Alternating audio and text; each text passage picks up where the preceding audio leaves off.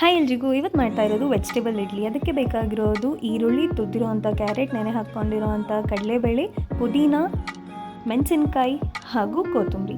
ಈಗ oil heat ಮಾಡ್ಕೋಬೇಕಾಗತ್ತೆ. Oil heat ಆದಮೇಲೆ ಮಸ್ಟರ್ಡ್ ಸೀಡ್ಸ್ನ ಹಾಕ್ಕೋಬೇಕು. ಈಗ ನೆನೆ ಹಾಕಿರೋವಂಥ ಕಡಲೆಬೇಳೆ,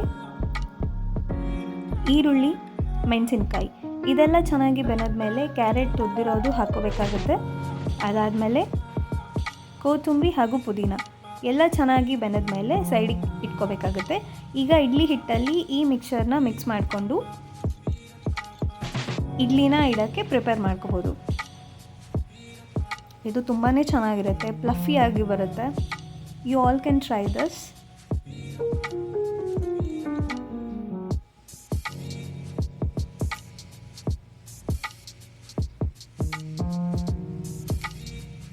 ಇಡ್ಲಿ ಆಗೋಕ್ಕೆ ಒಂದು 15 to 20 ಮಿನಿಟ್ಸ್ ಆಗುತ್ತೆ. ಅದಾದಮೇಲೆ ಇಲ್ಲಿ ಕೊಬ್ಬರಿ ಚಟ್ನಿ ಹಾಗೂ ಸಾಂಬಾರು ಜೊತೆಗೆ ಸರ್ವ್ ಮಾಡ್ಕೊಂಡಿದ್ದೀವಿ. ತುಂಬಾ ಚೆನ್ನಾಗಿರುತ್ತೆ. Thank you.